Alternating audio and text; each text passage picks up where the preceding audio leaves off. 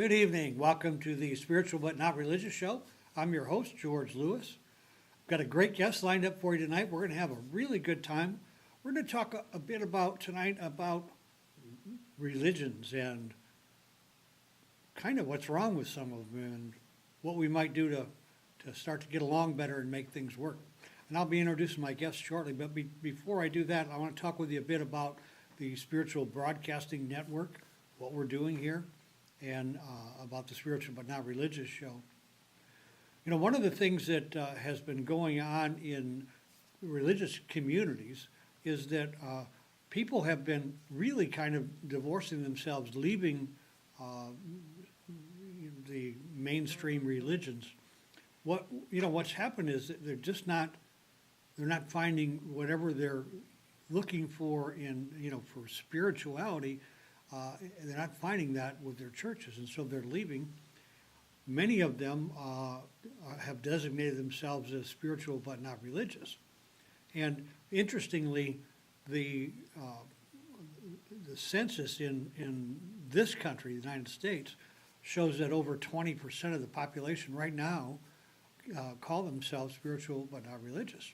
And that makes them a little hard to peg and put in a corner because there's a lot of diversity about what the spiritual but not religious community believes as far as a higher power or God is concerned.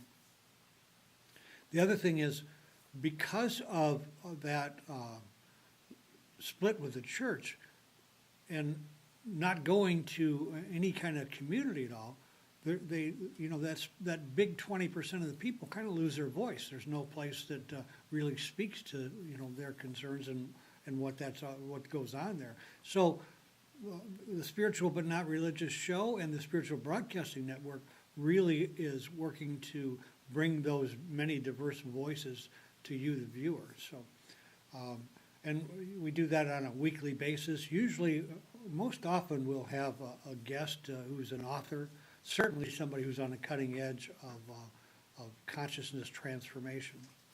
So with that in mind, I'm going to introduce you to HermanSJr. Herman has written a book called Seeking Truth While Sifting Through a Global Practice.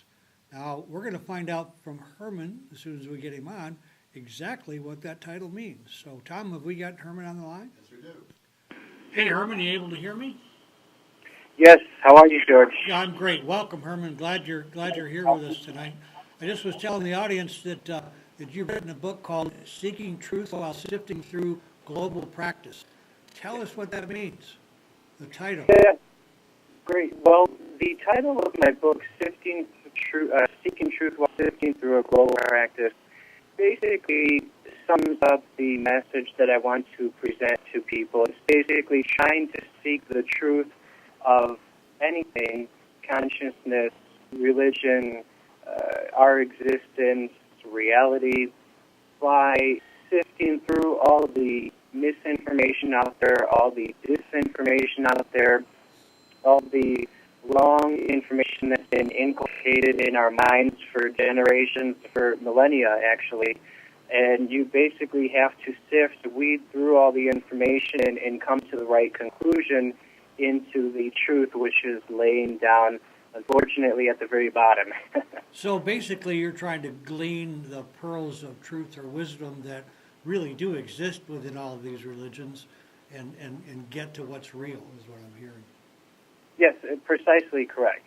That's exactly what I'm trying to do. I'm trying to get to the truth, especially with religion, and again, like existence, our reality, our life, our purpose, but more so with religion, because it is quite damaging. I mean, it's something that has truly done a lot of separation, a lot of damage to our people, to humanity all over the globe.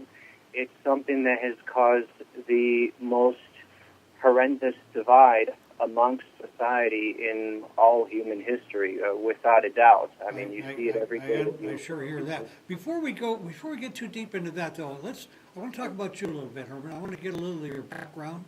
Sure. Where you're in Chicago? Yes, I am. Are you from Chicago? Is that where you were raised? Yes, I'm a Chicago baby. Yes. My grandfather and my family is from the Chicago area. That we actually ended up in Flint, Michigan. Okay. I finally escaped there though in 1974, and not to return down here to sunny Florida. Tom was saying earlier, I have a tan, you have that redheaded, good-looking white complexion. You know, we make a great contrast here tonight. A great contrast. Great.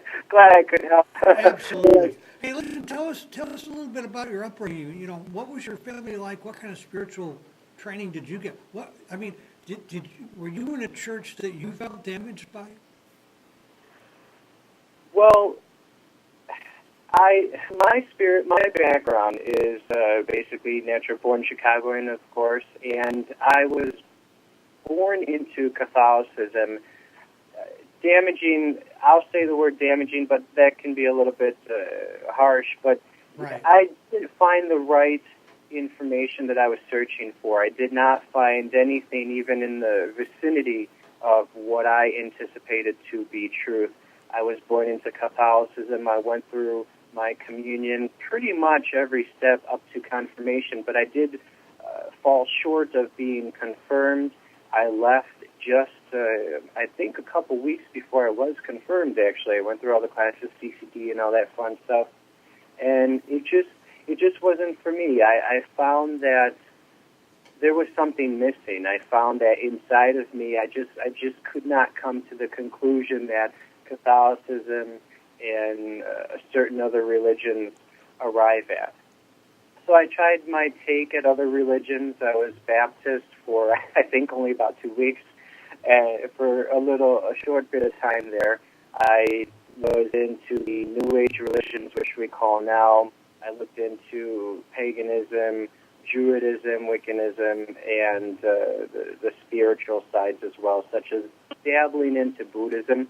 Just basically trying to go about and see what there is that is close to the truth, at least that felt so much so with myself. And since I've been going there, I was born again Christian too for 2 years, pretty hardcore in that. I was actually one of the smaller leaders in the church. I was about to be honed and be one of those, but it just didn't make sense. The more I studied the Bible and the other religions, the Quran and Bhagavad Gita, it just doesn't make sense when you look at it from a common sense, a logical, and a critical thinking perspective. And I couldn't accept that. There's got to be something that makes sense, that's quite logical for us all. And that's what we're all searching for. And I hope that my book does help others with becoming the impetus for that search. So your motive for writing the book, what do you want the book to really accomplish? What I really want the book to accomplish is to be just that, to be the impetus for people's search for truth. I do not want to, at this moment, I do not want to say, here's the answer. I do not want to say, this is what you have to do. I only want to present the information that I've gathered in the last 15-plus years that I've researched religion, philosophy, and the sciences, in particular quantum physics, psychology, and physiology. And I want to present the information to everyone and say, look, if you step back and look at everything as a whole of your religion, of all the other religions, not only yours, it does not make sense. There are too many similarities amongst each other. There are different derivations from each other. And if you just look at it from an everyday common sense perspective, there's no way that you would agree that it's correct or it's logical in any other aspect of life. But your purpose for bringing this to the front and bringing this to their so that they understand it and they get a chance to to step back and take a look. What is the end result that you're after? Are you looking for some kind of global transformation? Some kind of yes. Tell me a bit about that. Yes, the end result that I definitely want to help with is helping others move towards a unified consciousness.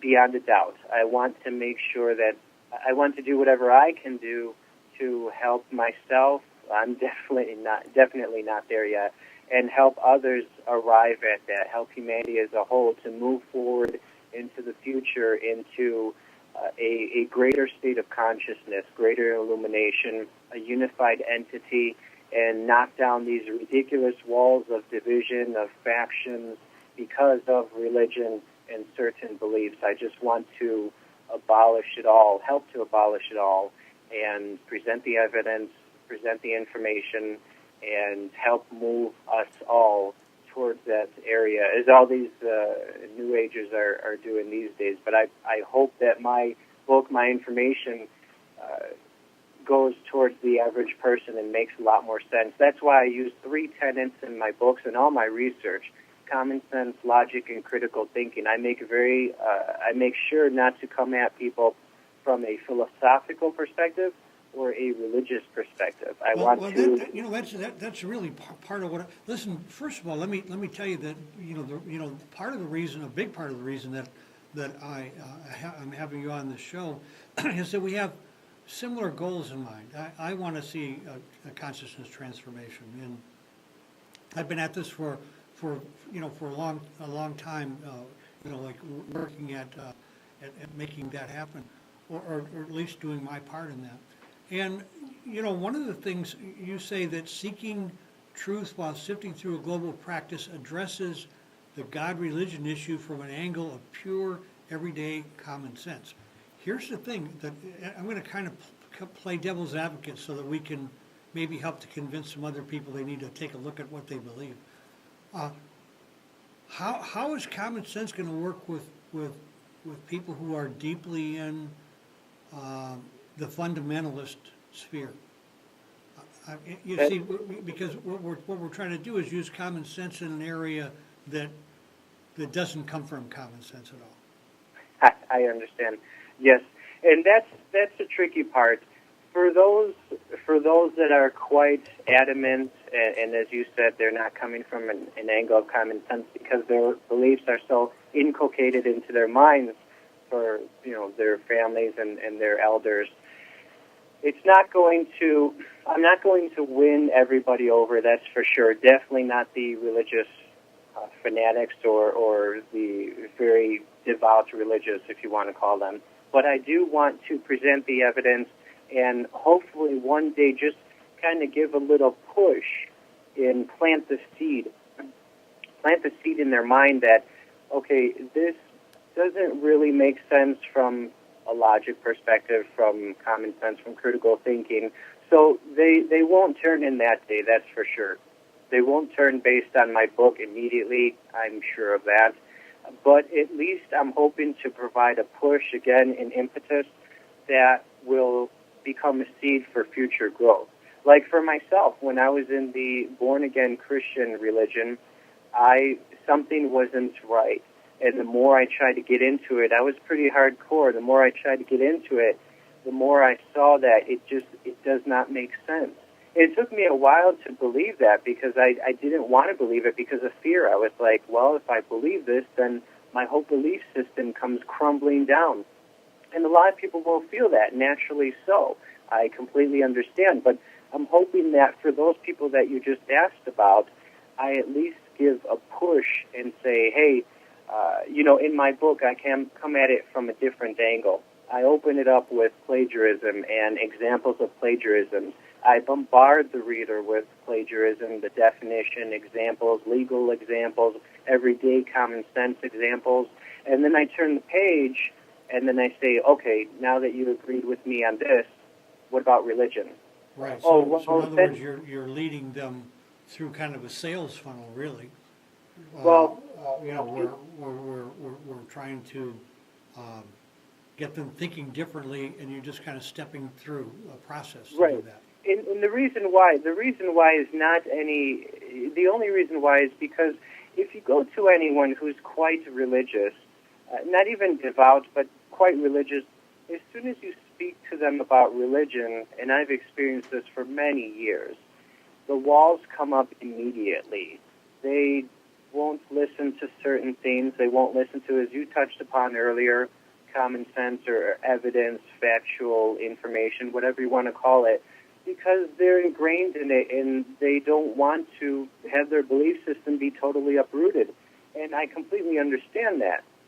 So they're going to turn down anything that you say to them. However, if you present the information in a different way first and then, guide the information along, then hopefully they see it a little bit differently. And even, of course, if they throw up the walls eventually, they have seen the information from a different perspective. And that's what I'm hoping will come about for those that are devoutly religious. Well, one of the huge blocks to doing this, you talked about a few minutes ago, and that is when you were in the Christian religion. And I tried that myself. I figured, this is the most important decision of my life. And so years ago, back in the mid-'80s, I went to an Assembly of God church, and I really put myself into it and tried it. And I had a similar experience to where you're at. But there was that fear you talked about. And, the question here is, how do you help guide people out of that fear? It's a hard space because it's pretty ingrained. And, a lot of people, not only has there been plagiarism, but there's also been a transference of responsibility. A lot of people don't want to take the time to really research what they're believing, why they're believing. It's this book is has all the proof, but there's no research into how the book came into being. So, the fear factor is huge. Yes, I agree very strongly with what you said. The fear factor is huge. It's definitely something that will not even begin to be overcome in your or my lifetimes. That's why I look towards my book, for those that are devoutly religious, as hopefully just planting the seed. Again, as I was roughly in my teens, and as you said with the Assembly of God, I want to plant the seed and instill that notion of, okay, religion is good in theory. There's good religion. There's good to religion, I should say, but it doesn't make sense. For something that should guide your entire life, as you almost became a leader yourself, I almost did as well.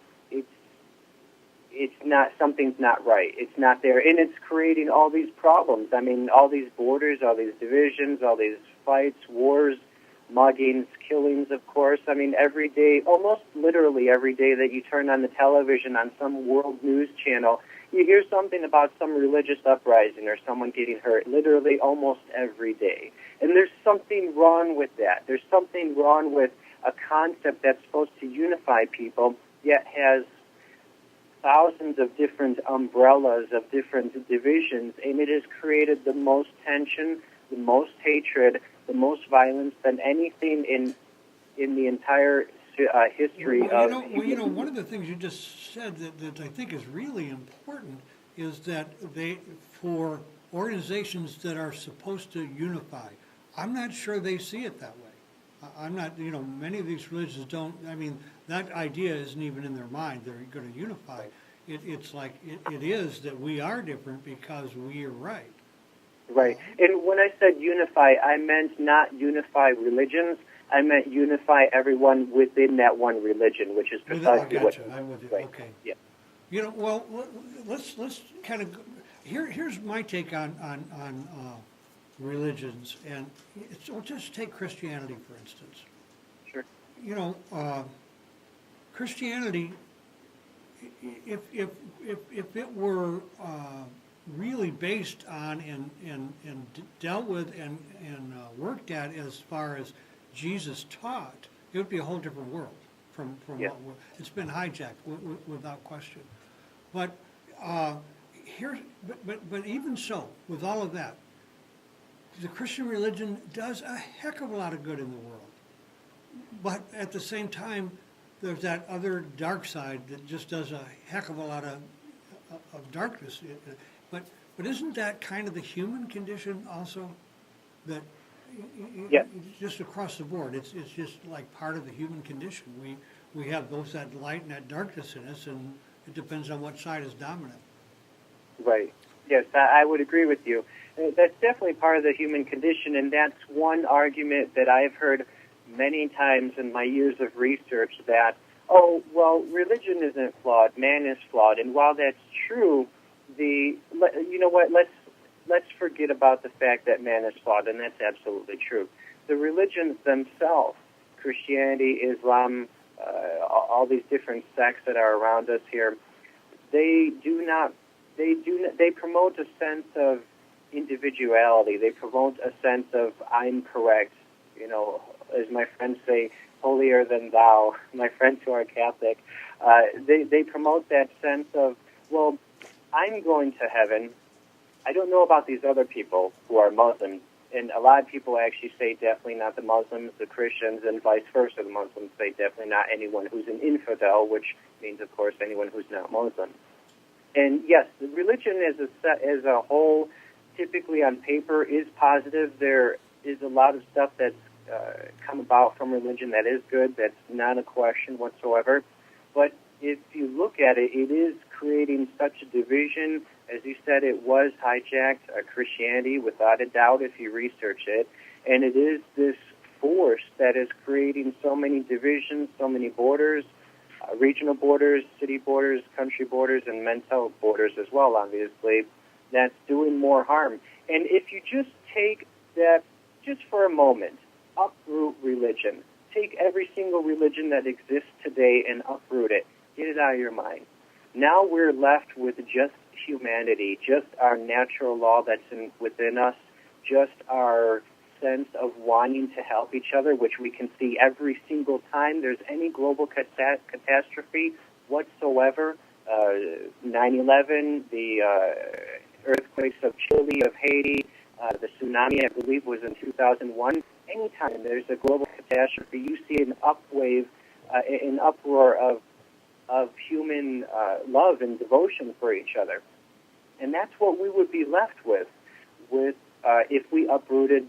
Now, if religion were to be uprooted, and you're going to be left with pure humanitarianism, obviously there's going to be good and bad. I mean, I'm not saying it's going to be this blissful world if religion's not here. No, not at all. But you will have a lot of different stories, a lot of different mentalities, because all the divisions are gone.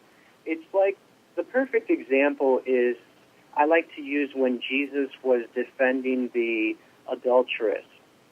Everyone came and they wanted to stone her. And Jesus simply said, okay, those of you who are without sin, cast the first stone. And I love that because he did not argue with them. He immediately uprooted their arguments. If he would have argued with them and helped her by saying, oh, she's going to be a good person, I know her, I swear she will not do this again, they wouldn't have listened to her. But he uprooted their entire argument by saying, none of us are perfect. If any of you are perfect, feel free to go ahead and stone this person. And that's precisely what we should do with religion. Don't say Christianity is wrong. Don't say Muslim or Islam is wrong. Don't say Buddhism is wrong, though Buddhism technically is a way of life rather than a religion. But don't say any of those things. Don't attack people. Just uproot everything by saying, well, this is what we need to do. This is where the truth is at, based on common sense, logic, and critical thinking, and we need to go there. And wherever it leads us, that's where we need to be unified and to move forward as a unified consciousness. Well, you know, and I think that's a great approach, but here is, you know, like what we run up against when we do that, and that is that whenever we say anything, come back at anybody about their religion, they are going to take that as an affront more often than not. Just the fact that you disagree, and they, you know, like the thing about, you know, like with the fundamentalist, I believe that, you know, like the fundamentalists, certainly the really obsessive ones, are underneath that fundamentalism. The reason for it is they've got some big secret they're hiding about themselves, and you know, and that's really hard to, you know, get in and under to you know, to bring to the fore. And people are holding that pretty much to their belly. But let's talk a bit about, you talk about a thing called the singularity. Yeah. Give the audience an idea of what you're talking about with the singularity. Sure. The singularity is basically a concept that I talk about, meaning and origin, generally speaking, it means an origin of something. It's a scientific term, obviously. And I'm speaking of getting back to the singularity of religion, the unified religion, the first religion that came to be, whether that's a religion that was 5,000 or 7,000 years old, that originated with the Sumerians, or if it originated 20,000 years ago, or if we go with the new scientific findings of man being up to 100,000 years old and walking along with the dinosaurs, then it could be 100,000 years old. It doesn't matter what time frame it is, but the concept is that there is a unified religion somewhere, a way of life, a unified religion, way of life, a unified way of being. And if we were to sift through the disinformation, the misinformation, and uncover that, that is where we want to arrive before all the divisions. You hear the stories of the origin of creation. Almost every culture and religion has a story of creation. And obviously it all starts with one instance of something. Whether that instance is one person, such as Adam created and then Eve from Adam, or if it's a group of people in another religion that believes that a group of people were created and then more groups out of them, the origin, the instance of origin is what I'm speaking of, whether it's one person or a group. And that's where we want to go to. I mean, we all know that we came from Africa now. It's proven, every human being that's on the planet. There are many stories in almost every culture, again, and religion, that there was a unified language. Whatever it was, it doesn't matter. That's irrelevant. But there was a unified language. You have the wonderful story of the Tower of Babel, this stupendous feat that humans were able to accomplish of building this humongous structure, which supposedly was bigger than any skyscraper that is on the planet today. Whether it was or wasn't, the point is that the unification was there. Everyone got their efforts together and built this. They were one language, one mindset of one creation, and that's where we want to go to, one instance of religion, of unification, and that unification, that one instance, is the singularity. Well, when you talk about the singularity in that one instance of unification, was that just because it was first? Yeah, well, yes, the singularity means the location of origin. But here's the problem that I feel with this is, if just because it's first and it's singular, it's still going to be way wrong. Right, you're correct. And that's where I get into quantum physics. I'm a huge quantum physics person, and the question that was posed to me regarding that same issue that you just brought up is, well, if we find this singularity of religion, is that all? Will we find God right there and he'll say, congratulations, you did it, here we are? Or will there be something beyond that? And that's something that my research and the research of all the renowned quantum physicists all over the world, Dr. Stephen Hawking, Dr. John Hagelin, Dr. Richard Feynman, well, he's no longer here, but Dr. Amit Goswami, are still striving for. Not that I'm up to their level, of course, but we're trying to see if there's an instance of singularity of religion and then that's it, or it goes beyond that and still unified under that umbrella, but going beyond that deeper into the consciousness. And that's where you get out of religion and more so into other aspects of science like quantum physics. But regardless, the unification is there, and there are no divisions at that point of singularity of religion where people are fighting each other, where people are hurting each other, even killing each other, and all kinds of ridiculous tactics because of their religion. Well, one of the things about when we talk about quantum physics and the nature of the universe and all of that, I'm not really sure we have arrived to what the truth is with that yet. We haven't. And so it kind of leaves everything open. The other thing is, I think that like as not only science but religion and science together, we tend to think in terms of the cosmos and the universe and so forth. But in the scheme of things,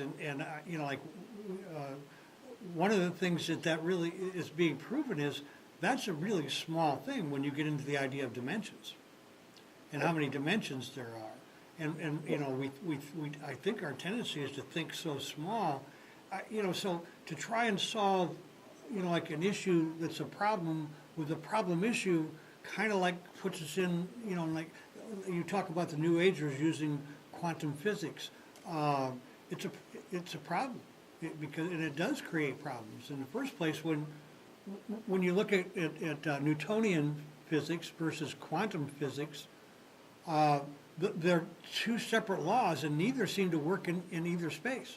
In other words, quantum physics doesn't seem to work up here on this level. It works on the very small, Right. and the very small doesn't work on the very large. So, Right. you know, where does that leave us here? You know, is either really? Sometimes I think maybe that you know where we are is kind of like a two-dimensional drawing.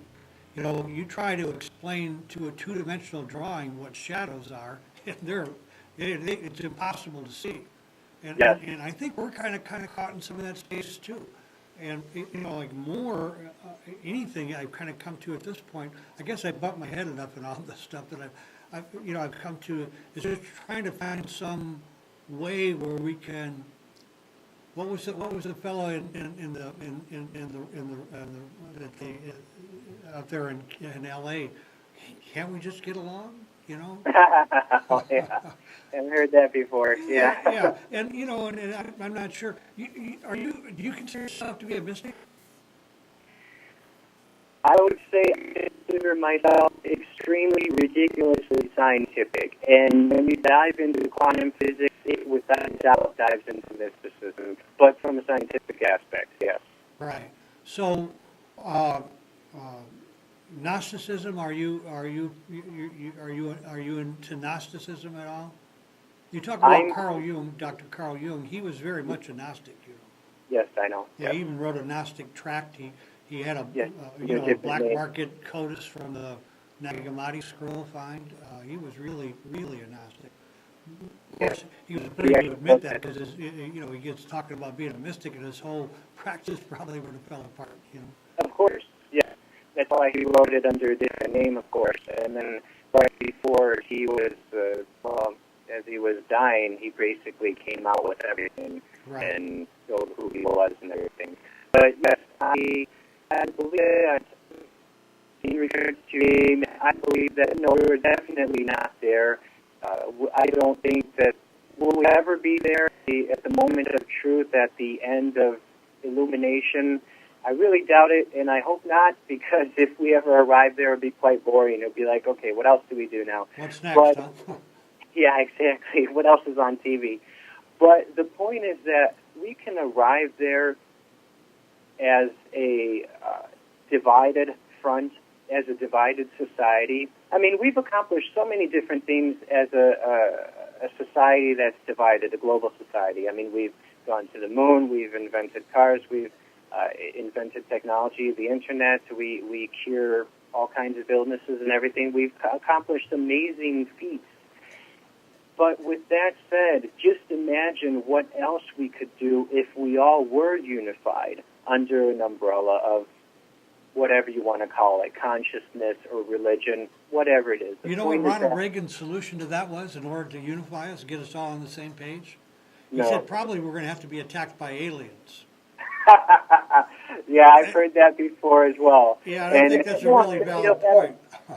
Yeah, and there are the conspiracy theorists that believe that this time, since we are trying to move forward into an enlightened consciousness, you know, the government is planning that, and it'll be a fake alien invasion. There are all kinds of ridiculous theories out there. Sorry to those of you who believe that, but interesting theories, that's for sure. I want to go back a little bit to the mysticism part of this, because I think mysticism holds some more immediate kinds of possibilities for us. Are you familiar with Thomas Merton's work? I can't say I am. Well, Merton was a Catholic priest, a mystic priest, and his thing was to try and bring religions together where they could find common ground and be able to speak to one another and get into acceptance with one another. Okay. But you know, when you get into the mystic component, every religion has its mystic component. You know, Catholics have the contemplatives. They have many different. You know, the Carmelites, the order of the Carmelites, they were mystics. You know, through history, a lot of mystics in the Christian religion. Certainly, you know, the Sufis are mystics.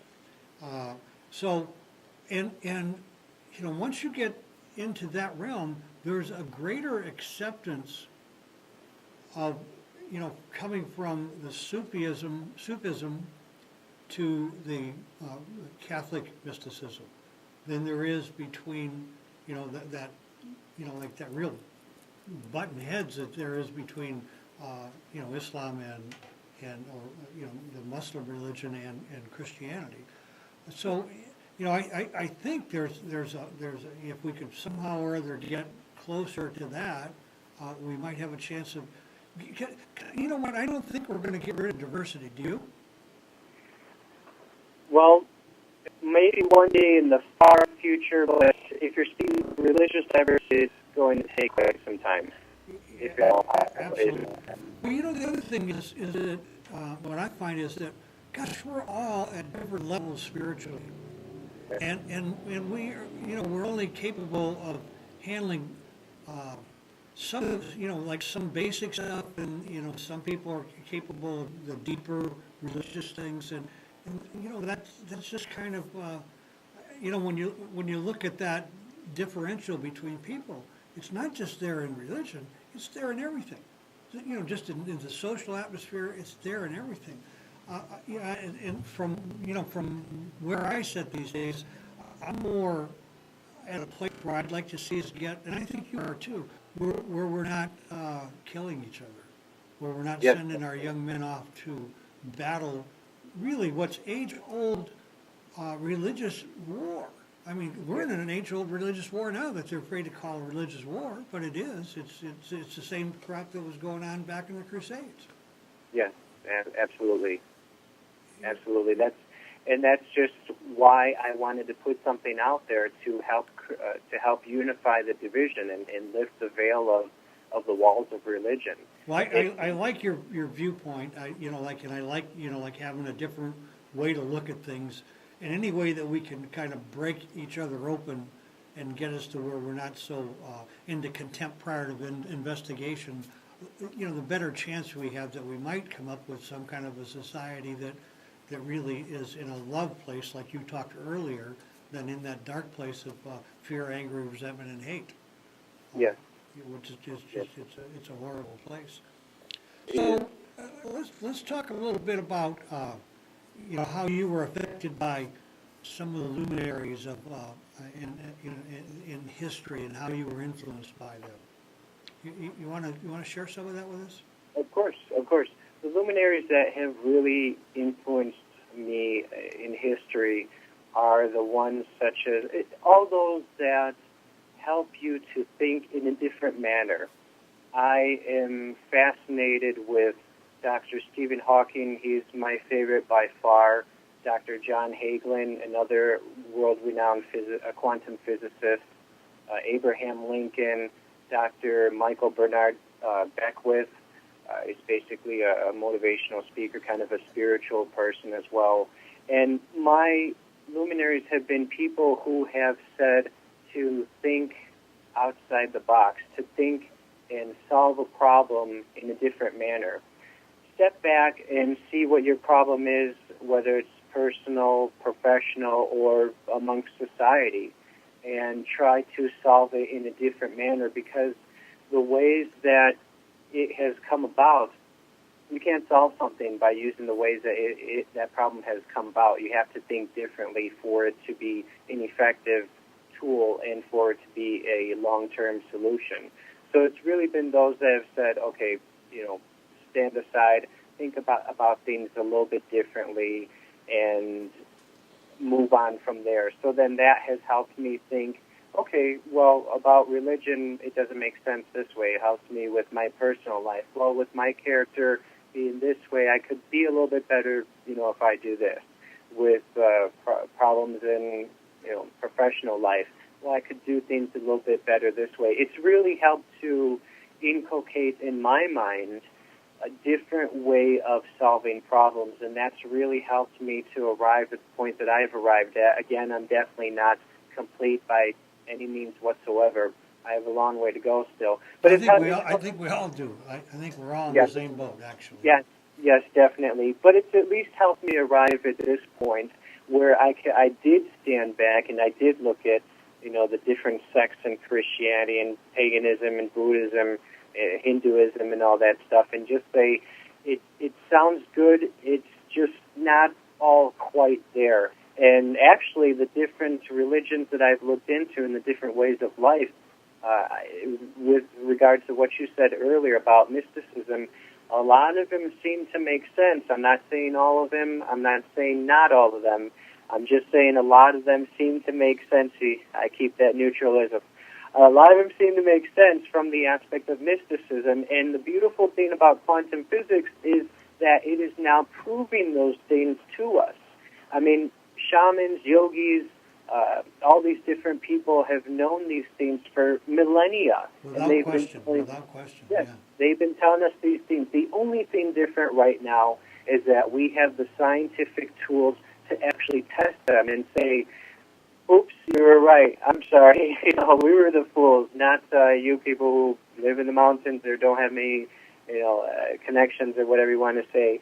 And we're basically the foolish ones because we turned them away. We shunned them. And now we have a beautiful tool, quantum physics. You have all these wonderful and baffling principles that are completely correct, completely sound, from a quantum physics aspect, entanglement, superposition, the Heisenberg uncertainty principle, the double slit experiment, all of it. As Dr. Stephen Hawking said, no test that has ever been posed to quantum physics has ever failed. The only failure that we have with quantum physics is the failure to put it into words. Mathematically, it works perfectly. It's just that we are not at that level of understanding that we can understand certain things, and that is precisely what all the mystics have said. Jesus, if you believe he was a mystic, Buddha, all these different mystics in life have said these same things, that we just can't understand certain things. And so many of us, including me at a time, thought that it was just crazy. But quantum physics is saying, no, it's not. And as you said earlier, the correlation that you made with the two-dimensional world, there's a great movie on that, by the way, called Flatlands that explains it quite well.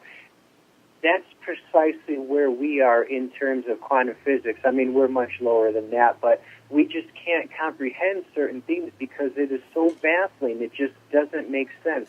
But if you go with what quantum physics says and you just simply take it in, you see that there's a certain element of mysticism without a doubt that it encompasses, or that encompasses it, however you want to say.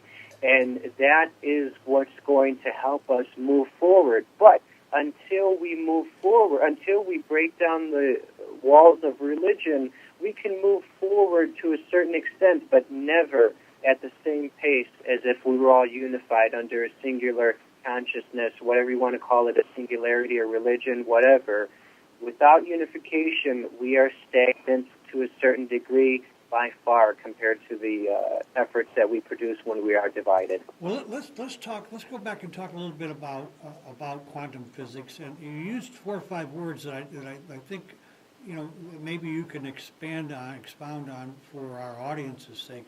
A couple of those were superposition, entanglement, the Heisenberg principle. Give us some kind of a rundown, a brief synopsis of all of those. Sure, absolutely. Let's start with entanglement, one of my favorites. Basically, entanglement proves that in quantum physics that if you have 2 electrons that are connected to each other, take them apart, put one at any separate them at any distance, put one at spot X in the universe, put another at spot X in the universe at opposite ends of the pole. Whatever you do to one of those electrons, whatever stimulus you apply to it, the reaction will take place by both electrons simultaneously. There will not be any delay in time. I'll just say a very low-key example here. If you were to heat one of those electrons, and let's just say it turns red from the heat, both electrons will feel the heat and react by casting a red glow. It's very similar to the folk tale of, do identical twins feel pain together? I'm an identical twin, actually. If you hit my brother, yes. If you hit my brother, will I feel the pain? Obviously, that's no. But I don't think so. But in quantum physics, that's completely incorrect. Our belief is completely incorrect. It does, without a doubt, occur. Then you have the other principle of quantum physics, which is called superposition. And that's basically, again, these are very basic definitions so I can have everyone follow. Basically means that one object is in several locations at the same time. So to give you an example here, and up to 3,000 different locations, by the way.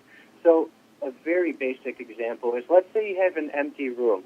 There's a pen on the floor in the center of the empty room.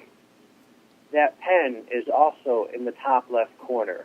It's also in the far right corner. It's also near the door. It's also behind the door. It's also to your right, to your left. It's up in the air. It's in up to 3,000 different positions. It is only when we look at an object that we collapse what's called the wave function of that object, whatever the object is. In this case, it's a pen. As soon as we look at the pen, we collapse all those other positions and we force the information that is on that wave frequency to only be located in one area, and that's where we want it to be located, which is in the center of the room because we know we put it there, or we know someone put it there. And that solves, it gives light to the concept of visualization that people have been doing for hundreds of years, if not millennia. Athletes use it all the time. Just visualize yourself, close your eyes, see yourself making the shot, in basketball, see yourself hitting the ball in baseball, whatever it is. All these visualization techniques, they're not crazy, and now we have the science to back it up.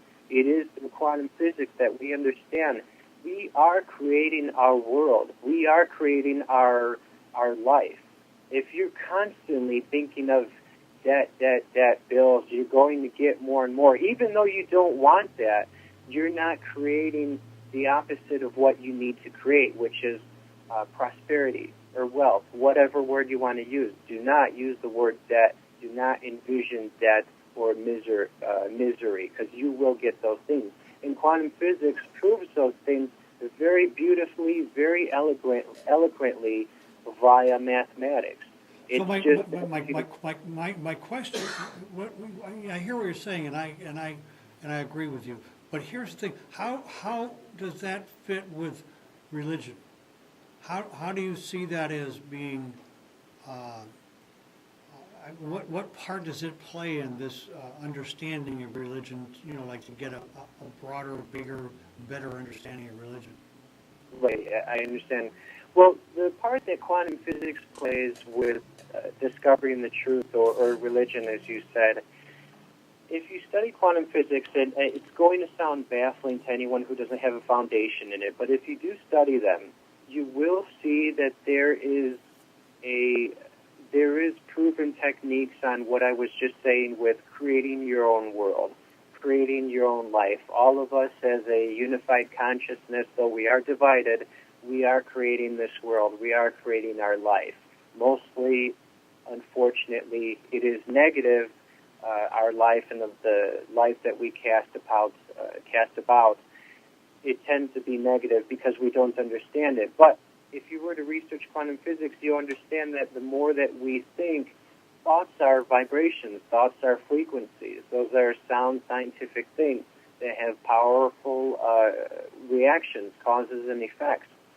And if you were to take those things, you can create certain things. There are certain experiments that were done where there's a box and there's a recording, but no one has heard that recording. It's just dead air. and the scientists have shipped that recording. I don't remember where. It was somewhere across the planet, like Australia. And they had the individuals who were in the experiment basically just think about what was on that recording, certain beeps or tones, whatever it was. And then when they played the recording, it matched those people's perceptions, those people's creations. And it's going to sound weird to a lot of people. I understand that. Any quantum physicist will readily admit that. But that is just a tiny, low-scale bit of evidence on the fact that we can create certain things. We are creating beings. We are beings that are capable of doing unlimited things. Beautiful. I really hear what you're saying, and I agree in part with where you're at.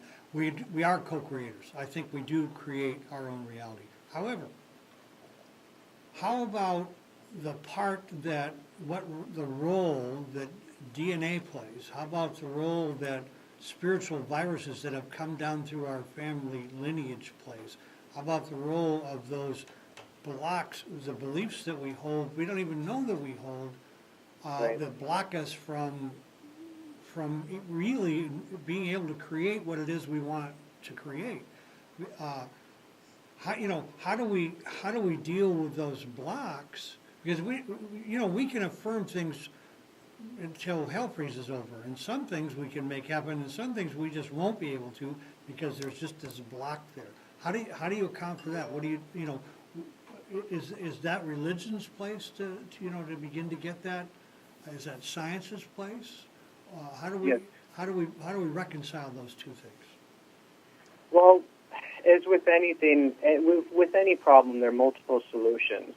One way, the biggest way that you would have to remedy that is through education. And when I say education, I don't mean only going to school. I mean going to school as well. I mean learning that there's something inside of you through school, through yourself, through religion, through just yourself feeling, I know I can overcome this. There has to be some kind of awareness, some kind of illumination that occurs, again, through school, religion, or yourself, whatever it is, in order for you to break free from that. And there are countless cases in history, medical cases, that have proven this. I mean, there's the Miracle Man, that he was an airplane pilot, and he crashed, and doctors said that he would never walk again, and he never believed it. If you listen to his story, he knew within inside himself that he could overcome it. And even though his body was completely messed up, he just said, keep taking in deep breaths, keep taking in deep breaths, when supposedly his diaphragm was broken and he wasn't able to. So he defied the laws of medicine that we know of because he believed so strongly from innate concept that he could do it. Yeah, and there are a lot of those kind of cases, but at the Definitely. same time, there are a lot more cases where that didn't work for him for whatever reason. I don't think Right. I don't think the reason is because that we can't do that. I think it's all those blocks and the disbeliefs and the other part that Of keep course. us from there. Yes, of We course. only got a few minutes left. There's one other thing I want to really get into here that I thought was very interesting, and I want to find out what you were really saying here. You suggest that the dark of singularity, a new apocalypse scare that will replace 2012 after it fails. What are you saying there? I'm sorry, the dark of singularity? Yeah, you say the dark. I believe I'm quoting from your website that the dark of singularity, a new apocalypse scare that will replace. Well, let's forget the singularity. When you say a new apocalypse scare that will replace 2012 after it fails? What were you referring to there? I'm sorry, that there's nothing on my website or any of my research whatsoever or any of my books that say anything like that. Nothing with like that. 2012. No, I'm sorry. There's nothing on there at all. Okay, maybe that was from the interview. Did you do you did an interview with Miguel, right? Correct. Yes. Maybe it was from that interview that I saw. No, Anyhow, okay, you really it sparked my curiosity. So, I never speak of 2012, any of that stuff. I never speak of dark of singularity. I've gotcha. never said that, and sorry about that. Yeah, well, evidently it's an error on my part. So, forget I even talked about that. Listen, before we run out of time here, though, what I would like to do is tell our audience how to get to your book so that they can get a chance to buy your book and to read your book, because I think they should. Listen, Herman, you're a really bright guy, and a lot of your ideas. Believe me, I'm in your corner. I hope that we're able to do some of these things, and I think the world needs more guys like you. Because like what you do is you tend to break that old box that you were talking about of belief, and get people. It's going to take a lot of voices to make all this happen. I'm glad you're out there. I'm glad you're working at this end of it. So let our folks know where they can find a copy of your book. Yes, definitely. My website is www.herman, HermanS as in Sam, JR, like junior.com, HermanSJr.com. That's actually the modified pen name that I go by. The book is actually saying authored by HermanSJr. And on my website, I'm constantly updating it with adding new articles, adding new polls that I'm requesting information from people, what they feel about certain religions, religious concepts, I should say. I'm constantly updating it with information based on my research of over 15 years. And I'm also working on getting the book out there to other retailers as well all across the country. So I will always update that website with more information. It'll be quite interactive. I will be uploading videos and more information to help others that are kind of on the cusp of everything, right, not really so sure of where they should go, especially those that are trying to make a huge life-changing issue of whatever it is to follow religion. I want to present the information. So if you don't accept it, that's completely okay. Go about your life. I'm very respectful in life and in my book. If you want to believe certain things, that's fine. But I want to present the information to at least give people the chance to make that decision. And on my website, HermanSJr.com, I present a lot of information. I write scientific articles, and I keep everything very short. My book is not very long, and my articles are only 1.5 to 2 pages. And I do that deliberately because I want to present concise information for the busy person, for the average everyday person, based on the 3 tenets of common sense, logic, and critical thinking. Well, let me tell you, Herman, you've been a great guest, and you've held up really well. You've answered some really difficult questions. You've answered them, with intelligence and integrity, and I just appreciate who you are. I hope that your book sells really well, and you keep hanging in there swinging, my friend. We definitely need change in the world. Unfortunately, we are out of time. So thanks for spending an hour with me this evening, and I'll look forward to talking to you at some point in the future. Definitely. Same here. Thank you so much, George. Oh, yeah. You have a good night, Herman. Bye-bye. Well, Herman was a good guest. I hope that you got a whole lot from what Herman had to say, and I hope he kind of broke into some of your belief systems, or at least causes you to want to take a look at them. We're out of time. Got a great guest coming next week. Come back, same time, same place. And in the meantime, don't forget to accentuate the positive and have a fantastic week.